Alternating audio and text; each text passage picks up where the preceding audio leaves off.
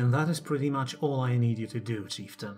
I have to say though, the extent of your cooperation is surprising to me, considering that we have just invaded your territory and were forced to take out so many of your warriors. I'm glad that you're willing to represent your settlement back in Metzaca, and in doing so prove your worth, but at the same time I feel that I don't really have the right to ask you to do anything for me.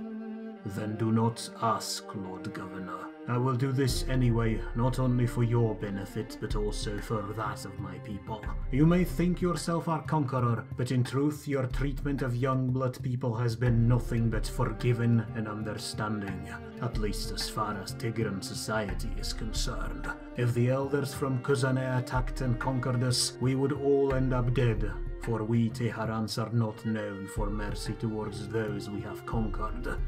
The victor takes everything, and it is their right to eradicate all traces of opposition, and what better way to do so than by killing all those who stood against you.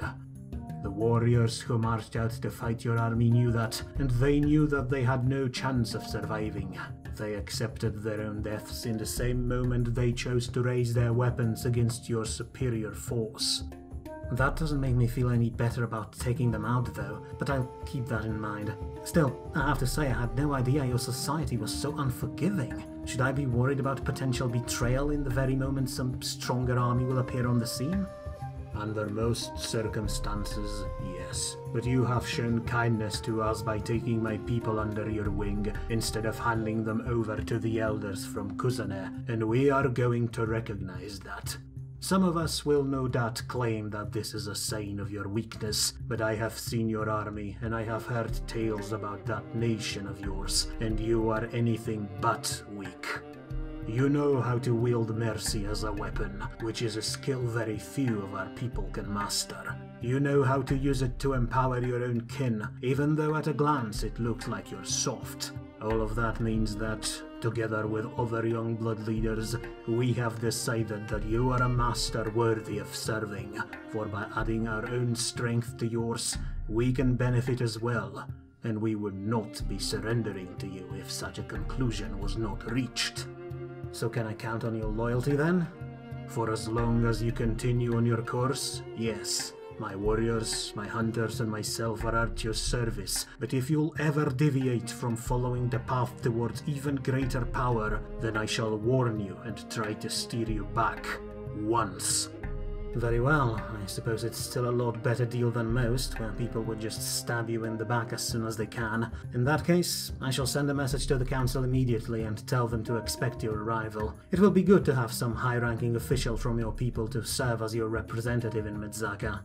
I will also tell them about your request for military commission, though I honestly can't tell if they will accept it, and even if they will, it may not be exactly what you're hoping for. Still, I doubt they will refuse help of such a skilled and magically talented individual as yourself, especially not now with our planned move against the Frostlings. Good. From what we've learned about them so far, they do not seem like a foe that could be taken lightly. I can assure you that you will not be disappointed with my efforts, and you can say the same thing to your council people. Now then, if that is all, I shall be departing. There is a lot of ocean between me and my new home. Of course, Chieftain Arius. I hope you'll have a safe journey. Also, a word of warning before you depart. Some of the people from Kuzane may be in Metzaca when you arrive, including some of their warriors. If that rift between you and your elders is so troubling, then perhaps you may want to keep your wits about you there. I'd hate to see a diplomatic incident between our allies, especially in our capital. I will stay my claws if they stay theirs. That is all I can promise, Lord Governor. Then I guess it'll have to do. Once again then, have a safe journey. I'm looking forward to see you in the north.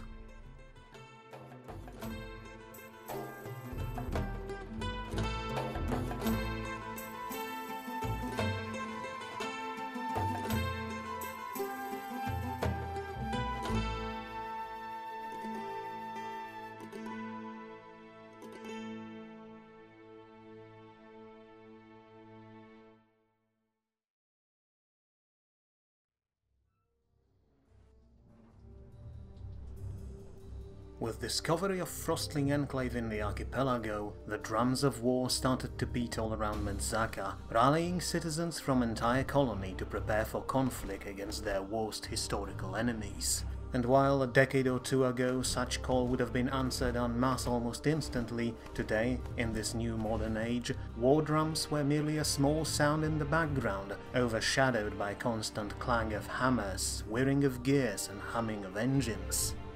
The rules of war were a lot different when it came to Frostlings. Leaders of nations and armies had to prepare carefully for all eventualities, knowing full well that any disorganized attempt at assaulting areas held by Cold Ones would end up with nothing short of a disaster, with armies freezing to death in inhospitable land before first contact with the enemy could even be established, just as it happened during the rebellion back on the old continent. Even more so, the Frostlings were not known for their reliance on open combat, for they have much more preferred guerrilla-style warfare, with ambushes and raids launched across a wide front, while the main bulk of their force kept its distance and waited for an opportunity to finish off their enemies in one swift strike, preferably after slowly bleeding them out for months. In this case, no one could really tell where the main force of the Frozen Warriors was, and so for Metzacan part, even though their council and their Lord Governor agreed to fight them, the official declaration of war was not issued yet, as hasty preparations were made to ensure that the campaign would proceed as smoothly as possible. And, of course, Lord Governor himself, along with the vast majority of Metzacan army, had to first return from his campaign to the west as well, and so the war, while looming in the air, remained unofficial. Supplies for long marches had to be stockpiled, new weapons and machines of war built, and new soldiers, under watchful eye of their veteran comrades, had to be trained before any incursion into Frostlands could be made, and so Metzacan foundries set off to work, ready to bring new model warfare to this ancient and barbaric archipelago. Still, even though Metzacans were preparing an offensive, they could not help but to look to the west with increasing discomfort. After all, their enemies could always try to sneak a raiding party through their naval patrols and wreak havoc somewhere no one expected, and with support of the merfolk, a full naval blockade was not out of the question either. The potential for trouble was truly off the charts here. But, thanks to ever-increasing spread of technological advances, the ways to counter any troubles also became more and more numerous, and as preparations move along, new ideas to make the upcoming war much easier emerged practically every month. In Metzaca, Arcadian and his artificers were finally ready to mass-produce cannons in continental style. Massive, hulking bombards that could decimate entire companies of men, wipe out monsters, sink ships and tear down city walls, or Frostling spires, in matter of mere minutes. And while such weapons were certainly bound to become a critical part of any colonial army, they were still mostly replicas of what continental artificers could produce for at least 2 decades already. Granted, colonials added some of their own small improvements to it, like magically enhanced gunpowder, but in the end there was only a limited number of ways a metal tube used to fire metal rounds at the enemy could be enhanced, and so that invention, while, as mentioned, critical to any future operations, was almost instantly overshadowed by a lot more flashy one, made in Surcaris. For the elven artificers there managed to figure out something that baffled even Arcadian for many months now. Golems, but not ones piloted by a man sitting inside of them, but remotely by an operator who could sit far away from the fight in the safety of the camp. These machines, called Argent automatons by their creators, were built in shape of elves of old, tall, beautiful, but also cold and distant, with their metal faces showing no discernible emotion. Their look, however, mattered little, for the much more important part was the fact that these machines were nothing else but 2-meter-tall, slender, walking suits of plate armor, protected additionally by a heavy tower shield, and armed with a long spear that could reach almost any enemy before they could reach them. Using technology similar to the one Arcadian's drones were equipped with, these cold killers could stomp around the battlefield, serving as a steel wall for any actual living soldiers, who knew that any losses amongst these automatons were not permanent, for even if one was smashed to pieces, it could always be rebuilt, while its operator remained safe, far away from any actual combat. Of course, all that made these automatons a lot harder to produce than golems, and by extension a lot more expensive, but at the same time the very fact that they could serve on the front line without risking lives of any actual soldiers made them wildly popular from the very first moment they were introduced. Even the council was impressed, so much, in fact, that they immediately sent a large sum of money and resources to Surcaris to begin mass production of these machines as soon as possible. A few weeks later, first automatons marched down from assembly lines, piloted by their unseen operators, and assembled in the main square of the city, where everyone could admire them. Metzaca's Steel Legion officially came into existence, and its numbers would only grow in the coming years.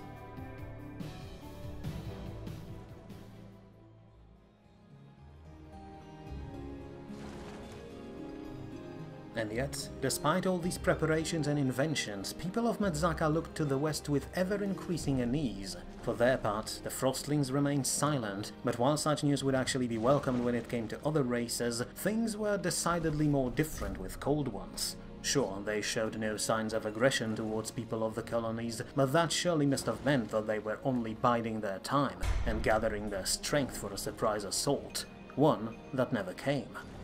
And since Frostland dwellers were known for their constant raids, such silence was actually not treated with relief, but with ever-increasing paranoia, and people of Metzaca started to spin increasingly more insane theories to justify that silence, and no one, except for a very few, mostly unseen people, actually stopped and tried to think why their longtime foes behaved as they behaved.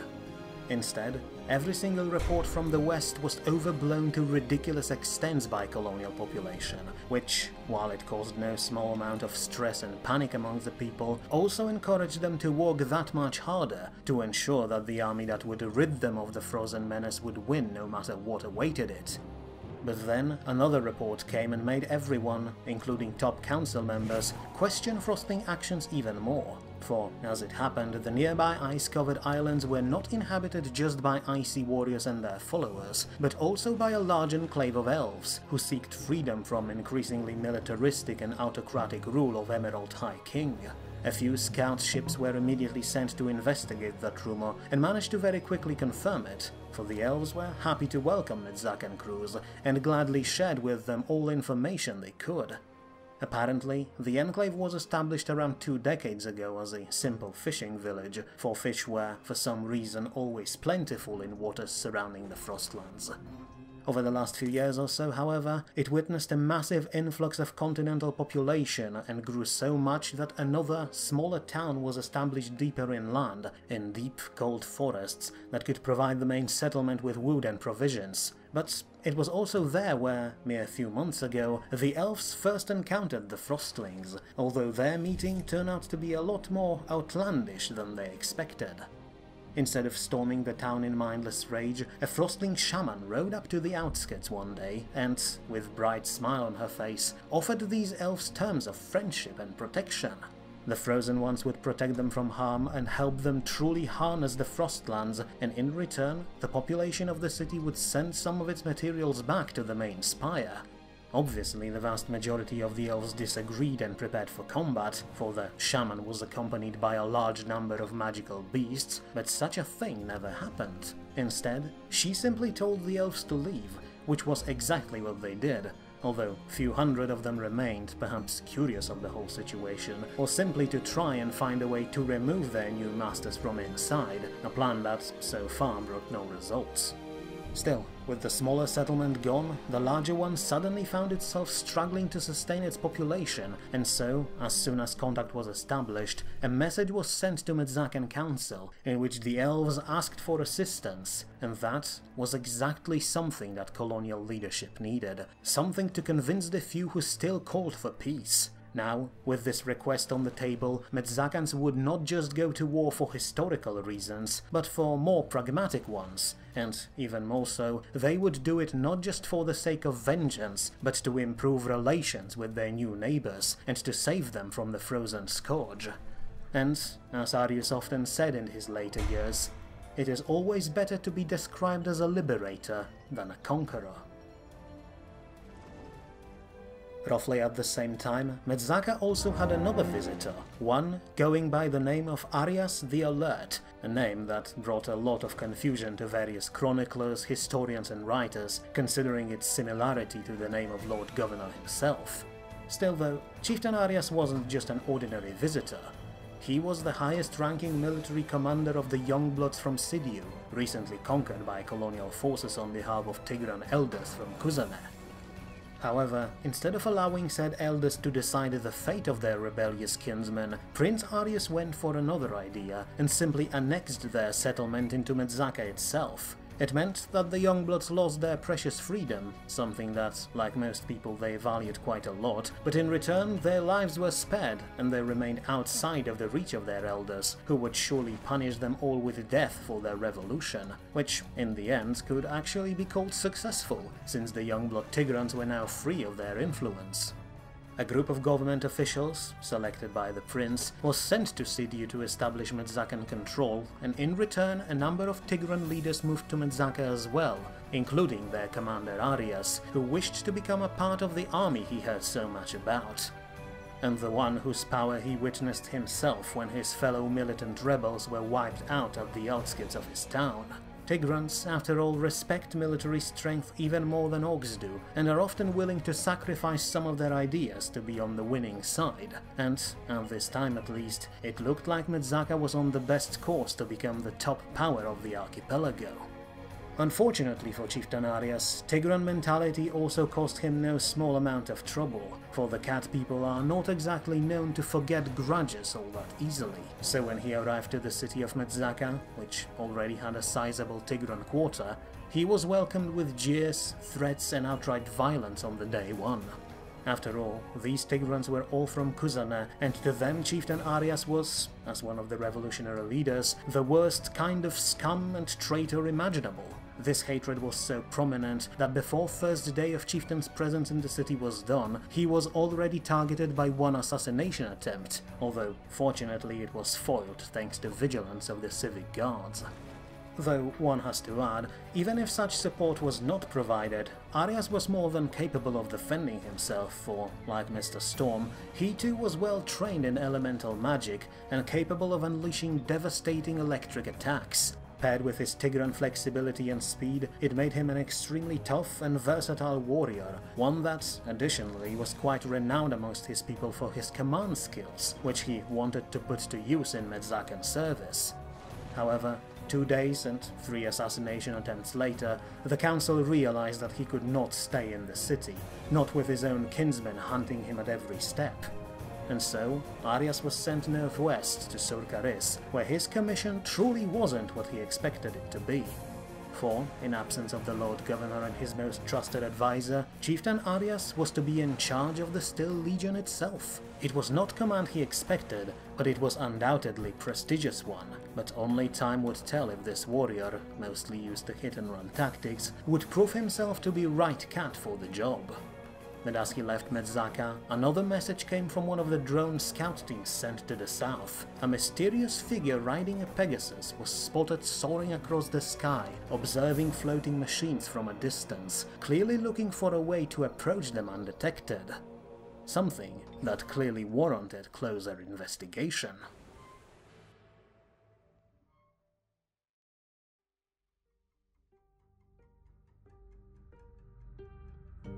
Arcadius, listen to me. I'm always happy to talk to you, and I'm glad you relay reports of our scout drones to me, but must you do it in the middle of the night? Also, I have to say, for a bunch of flying machines, your scouts have a surprisingly high rate of being knocked out of the sky. They need to land every now and then when operators change. Also, they can patch each other up a bit, but to do that they need to be stable as well, so... Yes, it's all very fascinating, but it really can wait until sunrise, don't you think? No, it can't! Because this one wasn't destroyed, it was captured. I wouldn't mention yet another animal attack during mandatory landing, but this particular drone was snatched right out of the sky unharmed. Even worse, this one was the group leader, one of the most advanced ones that can not only transmit what it sees, but can also be used for long-distance communications. Someone clearly knew what they were doing, and just a few moments ago some woman called me through that drone and asked for you by name. Tried to convince her to give the drone back, but she wouldn't listen and insists on talking to you. So maybe you could try and convince her? She's on the line right now. Let me just set up the connection. Arius Erigen, as I live and breathe, still blind as a bat judging by the thickness of your lenses. I honestly believe that rumors about your survival were merely tales spun by good old Gerstein to make sure everyone would leave his little colony alone, but I'm happy to see I was mistaken. Rayless? Stars take me, are you a sight for sore eyes? And I could say the same thing about you. I had no idea you survived the siege of Melgar. Chancellor Ishizawa wanted to start a revolution, not a war between his little Republic and Emerald Council, so of course he let me go. I may only be a third daughter of the High King, but I'm still royalty, so he even allowed me to take some trinkets with me before I left, though I'd love to see his face when he realized I took with me a lot more than he allowed. Even made my father chuckle when I showed him all the little spoils I brought back. But, well, on that note, you have my deepest condolences. I can't even imagine how you must feel after all that happened to your family. Water under the bridge. It wasn't easy at first, but I've done my grieving already. Still, you mentioned that you're only the third daughter, but I can see you're wearing a crown now, so surely things must have gone well for you. Oh, that? Well, it may be a crown, but it's not really a royal one. When my father decided to send me here to stabilize our holdings, he appointed me as Viceroy of Emerald Colonies, though I mostly go by my old title of Lady Marshal. Still, for all intents and purposes, I am now in charge of our islands here, and not a moment too soon. Surely you've noticed by now that this place isn't exactly as peaceful and pleasant as our old continent. Tell me about it. I've been fighting brigands and monsters ever since I arrived here, and it doesn't look like anything is going to change anyway. Same here. It's honestly insane just how much magic still remains in this place, so no wonder the locals are fighting tooth and nail to keep us out. But they're not even the worst thing. Our own people are. A decade or so ago, some lesser nobles learned that this place is filled with magic similar to the one wielded by old elves, and they founded an imperial restoration movement. It was nothing but a ridiculous idea at first, but in last years they garnered so much support, they actually kicked our men from several towns and took over. And I have to say, enslaving our own citizens is not exactly something that will look good on international scene. So, between them and local troublemakers, we had a ton of problems ever since I arrived, but now that I know you're in Southern's old colonies, maybe we could work something out. Not gonna lie here, some help would not go amiss now that I'm stuck fighting on two fronts. And I wish I could provide it, believe me, but we have our own issues as well. Don't know how it looks on your part of the archipelago, but we have some troubles with Frostlings in our islands. You too? And to think we all believed that they were gone after the rebellion. We had some of them here as well, but we managed to resolve that issue with surprisingly little trouble. Still though, I understand why you and your people would go for a confrontation between them, so I can see why you can't help now. Tell you what though, how about we go for a little deal? If you manage to deal with the cold ones first, you will send help to us. And if I'll deal with those damn rebels first, then I'll come help you. Sounds good? You have a deal. No matter who will win here, I'll have a chance to witness Ironside's Rayless in combat, and that in itself is worth the trouble. Oh, don't exaggerate. But I have to admit, meeting after all these years certainly sounds good. I've been living in the palace in Melgar for so long that I practically considered you family even before our fathers planned that marriage between us. Wait, what the hell was that? What the hell was what? As soon as I said marriage, I could have sworn I saw a pair of glowing red eyes behind you staring into me, but the moment I tried to look closer, they just vanished. Creators have mercy upon me, I think I'm starting to see things. Yes, of course, it's probably just from too much work. But I agree, a meeting could be good. We could catch up or reminisce about our weird youth. Stars know I could use a bit of a distraction. It's a deal then. But don't forget that we have a lot of work to do before that happens. Still, as you said, it's nice to catch up after such a long absence. Tell me, do you sometimes think what would happen if our political marriage actually came to pass? I gave it some thought once or twice. We were too far in line to inherit anything, so our fathers would have probably just found us some out-of-the-way holding in some remote mountains to keep us away from political issues. We'd probably just grow old, bored and insane together, hunting bears with increasingly larger cannons. As if you would ever hit anything with your blind eyes. I would probably have to save you from killing yourself on the stairs every day. If you'd smash your face on them, you'd look even worse than now. Possibly, but believe me, my near blindness is still preferable than looking at you, you atrocious boil on the face of reality. So it is. I miss those jabs between us, Arius. People in court are always so bloody serious. Can you imagine what Leisha would have done if she had us now? She'd think we were serious and come running, trying to avoid diplomatic incident. I miss her. So do I. But now that you mentioned her, I realize there's something I should be doing. I'll deal with the Frostlings as soon as I can, and then I'll come along to help you. But then I will have to ask for your help with something else. Something that could help me fix this entire mess that happened back home.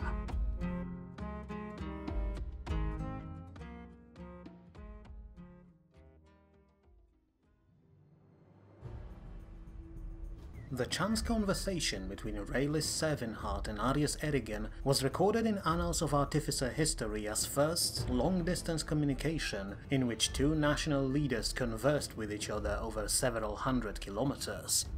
The nature of the talk remains unknown, but one can only assume that it was a serious exchange worthy of the momentous occasion, and it was undeniable that echoes of this single talk were felt for a long time to come.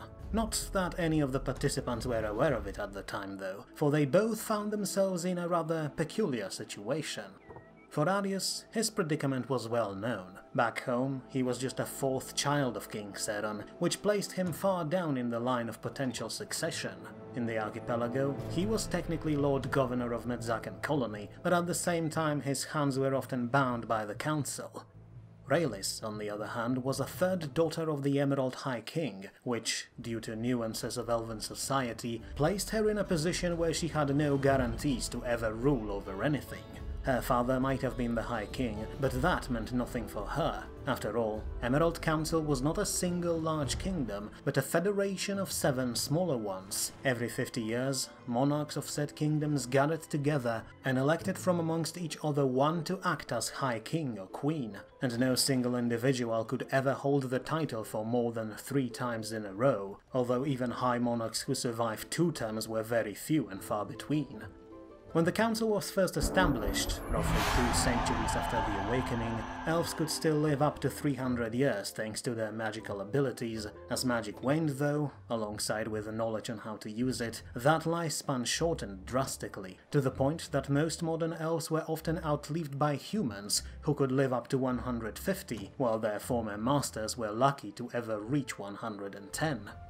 Magic, however, was not the only reason for such a shortened lifespan. Another issue was deep elven distrust towards non-magical medicine. Whether a lowly peasant or high king themselves, elves would rather try their luck with priests, mages, alchemists or shamans, rather than put their lives in hands of medical professionals. And, as can be expected, in a world where magically gifted healers were few and far between, such mindset often led to premature deaths to easily avoidable diseases.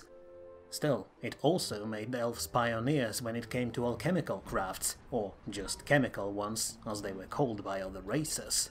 Still though, all that meant that Arius' longtime companion Raylis, while certainly being a welcome sight, was not really someone you could consider a powerful ally.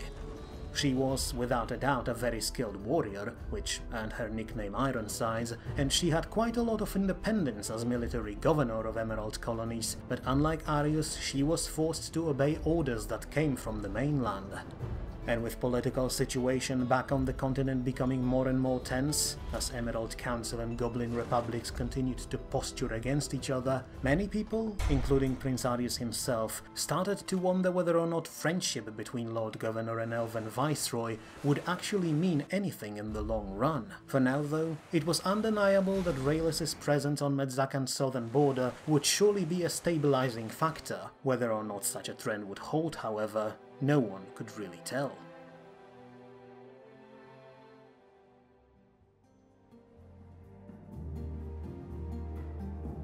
With Emerald Elves to their south, Metzacans could stop worrying about any kind of troubles coming from that direction, or At least that's what they hoped, and focused their full attention on the northwestern campaign. And not a moment too soon, for Prince Arius's army was already almost set to disembark. Lord Governor and his people only stopped for a few days in Surcaris to stock up on winter gear, and continued on, ready to bring the fight to the Frostlings before they could launch any attack of their own.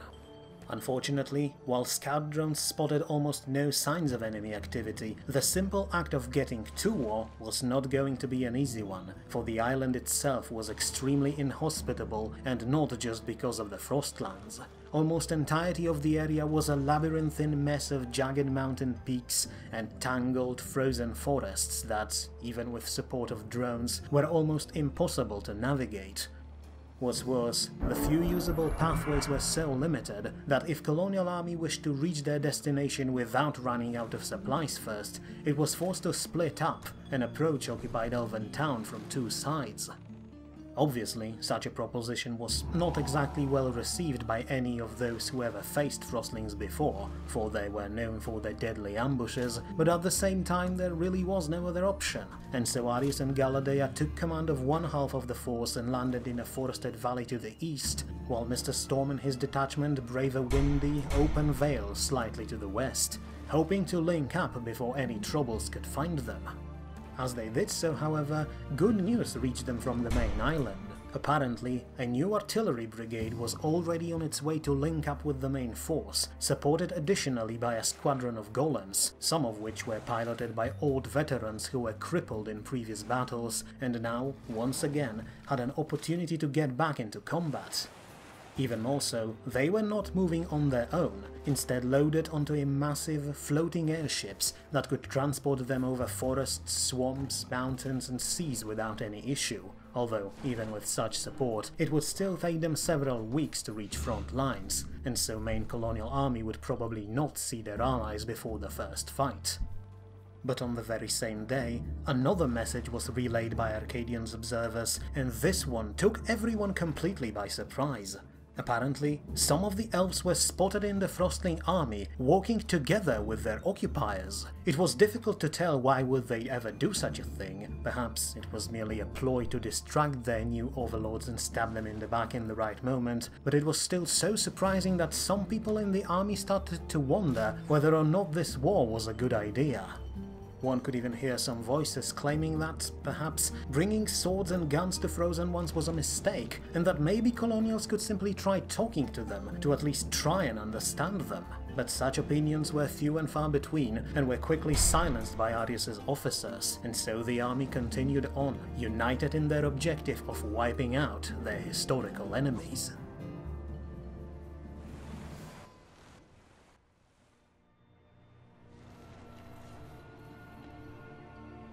Amongst all that warmongering, however, one small report arrived from Tigran town of Sidiu, and though it wasn't some groundbreaking news, it served as a reminder that even though this archipelago was not a hospitable place, there were still some wondrous things to be encountered here and there, things that, no matter how small, raised spirit of general population and brought smiles, albeit confused ones, to the colonists.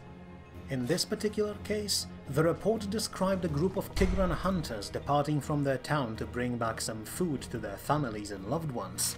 They scoured Ashlands for a few days and caught themselves a decent surplus when, all of a sudden, they spotted a pack of wild horses roaming around in one of the sheltered valleys. Since Tigrans have little use for horses, for they use other feral big cats as their mounts or beast of burden, the hunters decided to catch some of them for food as well. But as soon as one of them threw a spear at one of the animals, the weapon simply phased through it, leaving the creature unharmed. Confused, Tigrans approached the pack and, to their utter shock, realized that these horses were not made of flesh and bone, but out of water, somehow shaped to look and behave like an actual horse. Baffled out of their minds, the Tigrans came even closer and, at this point, got spotted by the creatures, who, in spite of Tigran expectations, simply approached them as well, and started trotting alongside the hunters. It was an utterly baffling situation that not even Mr. Storm or other high-ranking colonial mages could explain, but the end result was undeniably interesting. The water horses accompanied their would-be hunters all the way back to Sidiu, where they decided to stay. The report then delved into detailed description of infrastructure that had to be provided for these creatures, for, as Tigrans soon realized, their new chargers wasted away quickly without ready access to running water. More importantly, they also requested some actual professional horse breeders to come along to Sidiu and, hopefully, figure out what these creatures even are and how useful could they be. Few hours later, a message was sent back that a group of specialists were already sent on their way, news that Tigrans welcomed with much relief. In the message, however, some of the councillors also asked if, perhaps, the cat people could maybe try and figure out if there was a possibility to breed more of these creatures once they were domesticated, but for some reason, no answer to that question ever came back.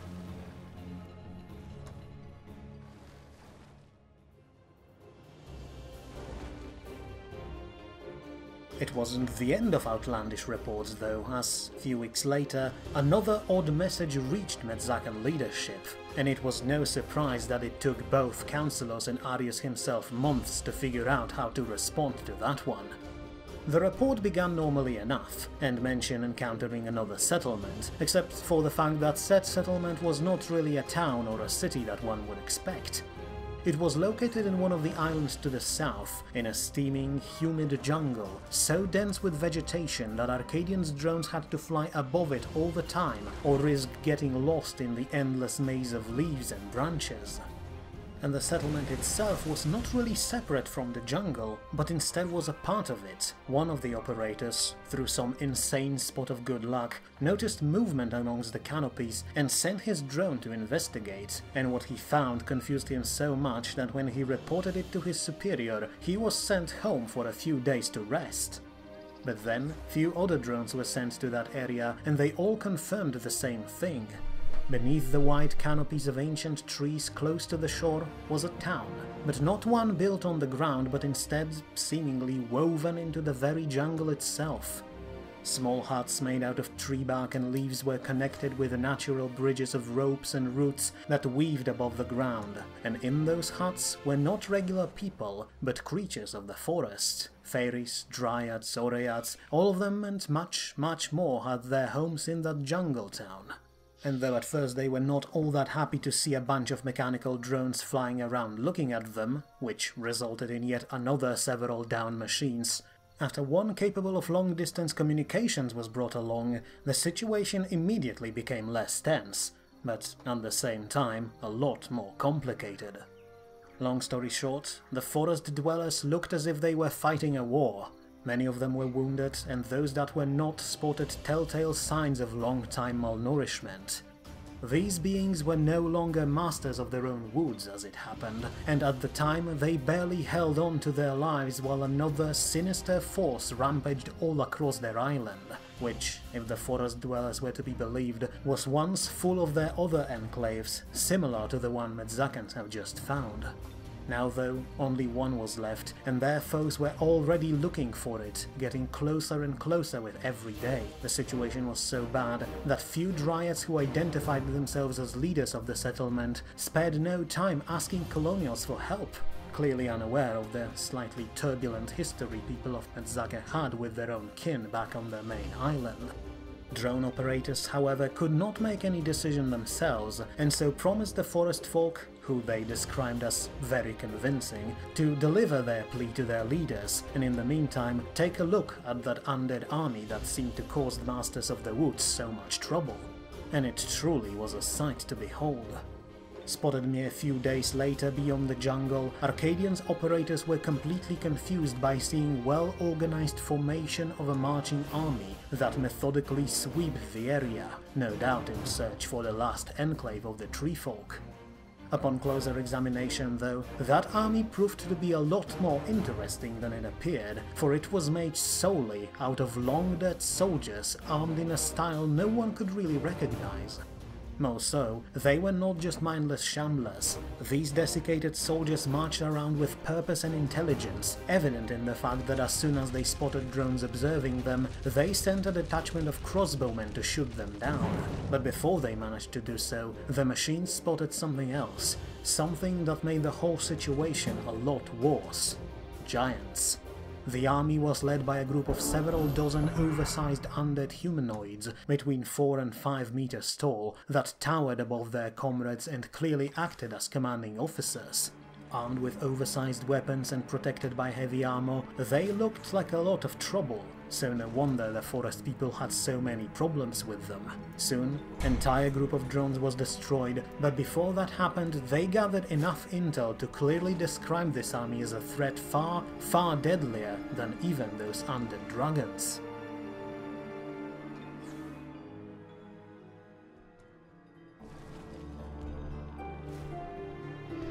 All that, however, meant little to Prince Arius and main Metzacan army who, after many weeks of trudging through the snow, finally reached their destination. The elven town occupied by Frostlings was right in front of them, and their force was ready to strike, and yet no preliminary attack came from the Cold Ones themselves. At this point they have undoubtedly seen Metzacan's approach, but instead of doing something about it, they simply retreated back into the town and started building barricades on the outskirts. It was enough to raise several questions and eyebrows, but at this point Metzacan army was committed and its soldiers convinced about having just reasons for this war. There were no grandiose speeches, no parading or posturing. Prince Arius simply stared at his men and told them that, several decades ago, Frostlings invaded all people of the old continent by surprise. Now, it was time to do the same to them, to avenge all those lost since Archmage's rebellion shook the world. Then, Lord Governor turned around and, accompanied by a thundering roar of his cannons that echoed amongst the snowy valleys, charged into the battle at the head of his men. The war between Metzaca and remnants of Archmage's rebellion has begun, and though it certainly was a momentous occasion, the battle itself was not really that spectacular.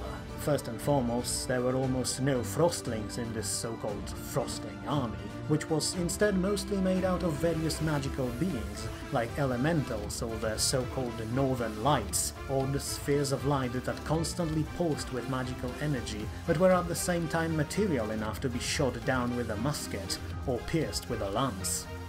Their nature often raised many questions, but at this point everything was simple. They were on the enemy side, and so they had to die. Any further inquiries would have to wait until after the battle, or more preferably the war itself, was over. Aside from that, there was this small group of elven mages that sided themselves with the Cold Ones and, until the lines clashed, everyone believed that they would betray their masters at first opportunity. Instead, the elves threw themselves into battle with reckless abandon and launched their magical attacks at approaching colonial soldiers. One of the officers rode on ahead to try talk to them, but was forced to retreat by a relentless hail of electric bolts. The Cold Ones must have been extremely convincing, as there was seemingly no way to make these elves see reason, and after few men died from their attacks, Arius ordered everyone to treat them like any other foes, and the mages soon vanished, trampled to death by Knights of the Trident, who had no trouble dealing with such poorly armored foes. Still, some Frostlings were actually present on the field, in form of the shaman who first took it over and a warband of her retinues. Riding large wolves and wielding spears made out of deathly cold steel, they were, however, nowhere near as dangerous as their commander, who rode into battle on an exotic, strange beast that seemed like a cross between a dozen other animals, a manticore. But that was precisely why Arius's gunners focused their fire on that very group, and as Frostling commander and her guardians left their barricades behind, clearly aware that by staying behind them they would be sitting ducks for Metzacan cannons, they were almost completely wiped out by artillery barrage before they even reached colonial lines. The shaman tried to fight back by launching several frozen bolts at the soldiers, but she and remaining retinues were quickly intercepted by Arius' retinue of spearmen, veterans of dozens of campaigns both here and on the continent, and wiped out in a matter of seconds. The wolves and their riders were unable to cross the wall of spears that surrounded them, and the shaman herself was impaled by several pikes, dragged off her mount and turned into a gory mess, while another group of spearmen, under orders of Mr. Storm, pinned the manticore in place and managed to knock it unconscious. The only real issue arose after actual humanoid enemies were wiped out, as both elementals and orbs of light began to rampage across the field without any direction, discharging their electrical energy at anyone that dared to come close, including Arius himself, who was zapped so hard that he and his panther both fell to the ground unable to move. But at this point, even though their magical enemies were hard to reach, the battle was already won. Arrows, cannon rounds, trebuchet boulders and musket fire riddled the elementals at every step, while the rest of the army kept its distance. Instead, Galadea's legion of mindless shambles rushed forth and swarmed every creature they could find. Many fell, collapsing to the ground in a heap of decomposing body parts, but since Galadea was nearby, she could simply order them to rise again and again, until the battle finally was done. The first engagement of this war was a decisive victory for Metzacans. Their frozen enemies all lied dead on the field, including the elves, and in turn, colonials only suffered minor losses, around 24 dead and twice as many wounded, who could be brought back into action in a matter of weeks. Also, another settlement was now in Metzacan hands, and though it wasn't either rich or populous one, in fact it was pretty much desolate at this point, it would still serve colonial army nicely as a base of operations for the rest of the campaign. The wounded returned to the camp, while a detachment was sent to secure the town itself, but by the looks of it, no one living was left there. Still, despite this victory, some questions remained unanswered, most notably why these elves were so willing to fight for those who occupied their town. For now though, these questions had to wait. The army had a victory to celebrate, and a long campaign to prepare for.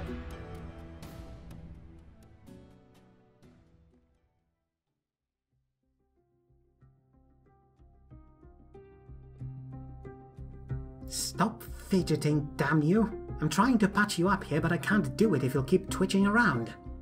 I'm trying. Why the hell everything in this archipelago has to be bloody electrified? A man can't take 5 steps in any direction without some weird creature zapping him out of nowhere. Then maybe you should consider not rushing ahead of the main force and not throwing yourself between your foes and your men, my prince.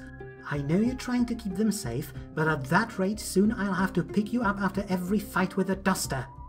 As long as it gets the job done, and you know full well why I did this. They need to trust me if I ever want them to follow through with my plan. Fortunately, that armor Arcadian made for me and my retinues is resilient enough to carry us through pretty much anything.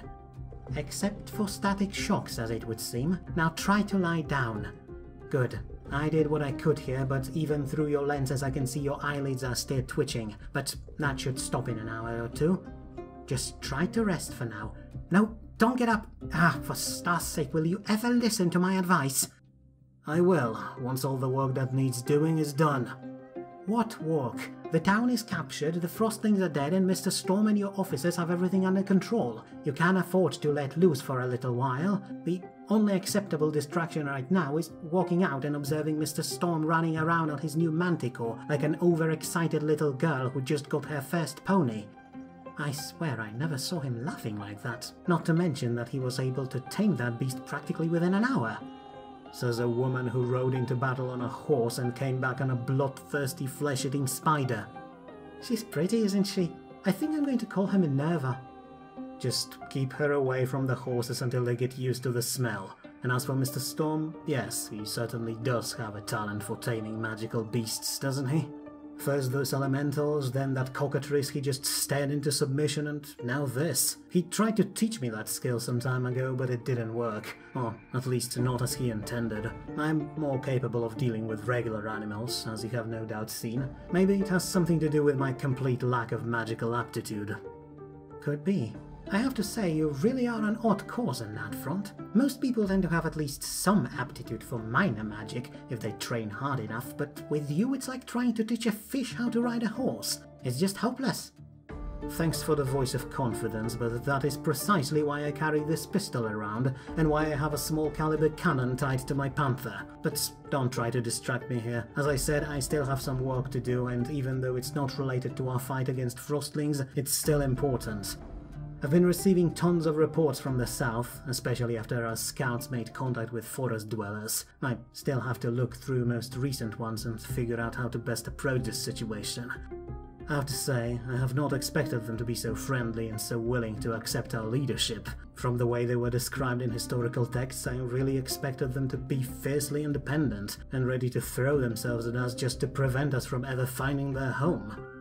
Instead, they just invited us there, which gave both Council and me no small conundrum to resolve, as no one has any idea how to integrate them into civilized society.